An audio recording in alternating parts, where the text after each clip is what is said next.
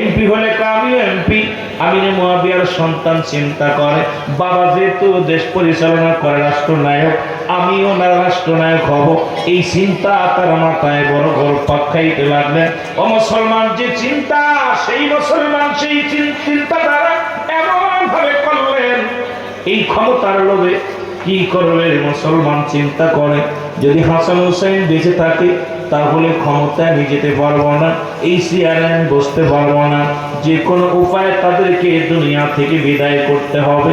বিদায়ের জন্য চিন্তা করে একটা পাইলেন, পথ পাইলেন। সেই পথটা হলো আরেকজন কোটি মহিলাদের একটা মানুষ মহিলার কাছে গেলেন।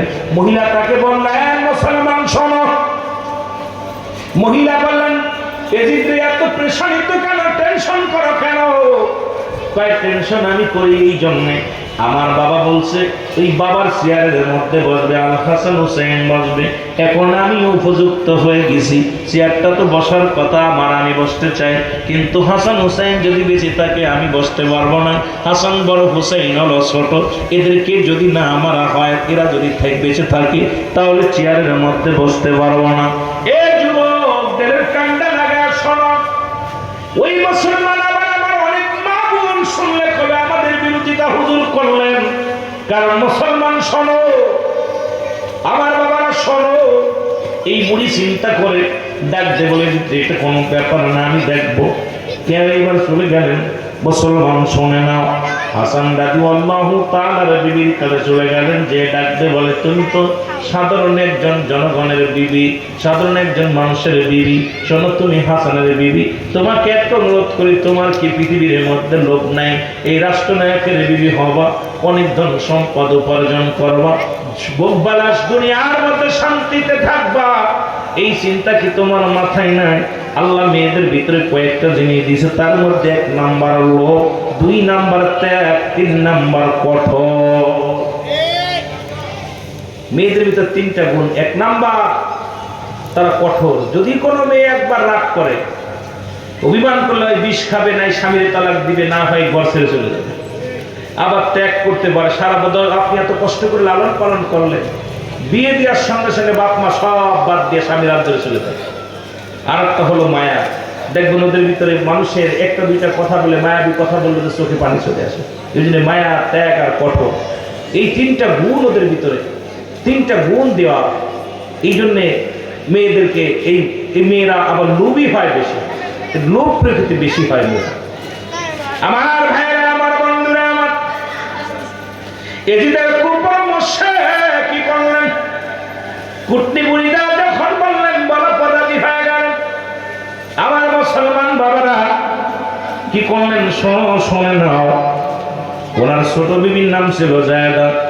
এসে বললেন, স্বামী আসলেন ক্লান্ত অবস্থায়, আসার পর স্বামীর খেদমতে আসলেন, পানির ভিতরে বা শরবতের মধ্যে বিষ দিলেন। এই বিষ পান করিয়া হাসান রাদিয়াল্লাহু তাআলা, আমি আগেই বলছি অনেক লম্বা ইতিহাস, আমি শেষ করতে পারবো না, এই জন্য সামান্য কথা বলে আমি আলোচনা শুরু করব। হাসান রাদিয়াল্লাহু তাআলা চোখ দুটি যখন বড় হয়ে যায়, নীলবর্ণ হয়ে যায়, গায়ের রংটা নীল হয়ে যায়, চিৎকার মেরে কাঁদতে লাগে। দৌড়ে আসলেন হযরত হুসাইন রাদিয়াল্লাহু তাআলা, ডাক শুনিয়ে আসলেন। হুসাইন রাদিয়াল্লাহু তাআলা ডাকতে বলে, ভাই হাসান, হাসান রে কি হয়েছে বলো? বলে, ভাই রে আমি কিচ্ছু বলবো না, তবে আমি চলে যাব চিরবিদায়। ওই বুঝি নানাজি আমারে ডাকিতেছে চিরবিদায় দেও হে ও ভাই হোসেন রে, ডাকিতেছে নানাজি আমার। বলেন, ডাকিতেছে নানাজি আমায়, চিরবিদায় দাও হে ভাই হোসেন রে,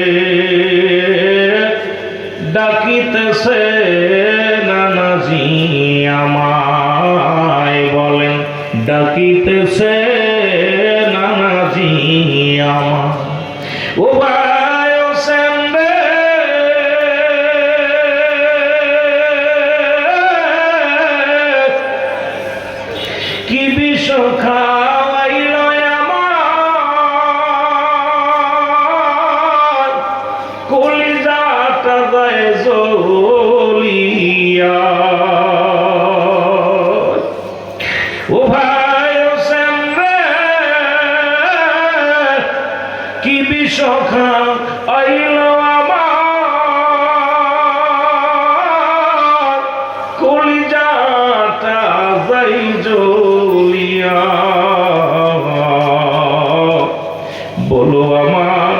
নানাজিরে দয়া ও ভাই হোসেন রে ডাকিতেছে নানাজি আমায় বলেন ডাকিতেছে নানাজি ও ভাই হোসেন রে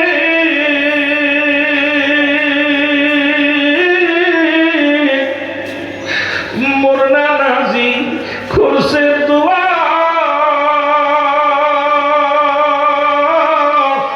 কবুল করছে শ্যামরবানা নীলম বিদায় দিও নানাজিরে সালাম পৌঁছায়া চির বিদায় দাও রে দিয়া চির বিদায় দাও ভাই হোসেন রে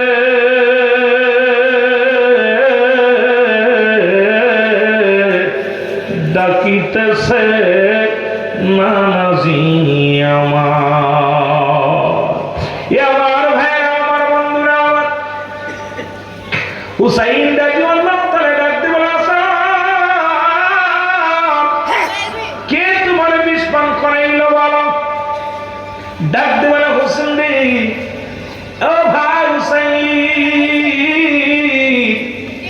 আমার আম্মা জান দোয়া করেছিল নানা জান দোয়া করেছিল নানার উম্মাতের জন্য আমি বিদায় হয়ে গেল না না বলবো না আমার কে পান করে আছে আমি বলবো না তবে আমার পরে তোমার বিপদ আসবে আমি তোমার বলে যাই সেদিন পৃথিবীর কোনো মানুষের স্মরণ করবা না সেদিন ডাকবে মুহাম্মাদ নানাজি নানাজি বলে চিৎকার মারবা আমার ভাইরা আমার বন্ধুরা হুসাইন ডাকু আল্লাহু তাআলা বিদায় নিলেন চির বিদায় হয়ে গেলেন হুসাইন একাকার হয়ে গেলেন এই যে চিন্তা করেন হুসাইন হাসান তো দুনিয়া থেকে বিদায় হয়ে গেল হাসানকে হুসাইনকে যদি হত্যা না করা হয় ক্ষমতায় বসা যাবে না হুসাইনকে যদি হত্যা করা না হয় তাহলে আমি চেয়ারটা পাবো না কি করে মারা যায় না মদিনাও মারা যাবে না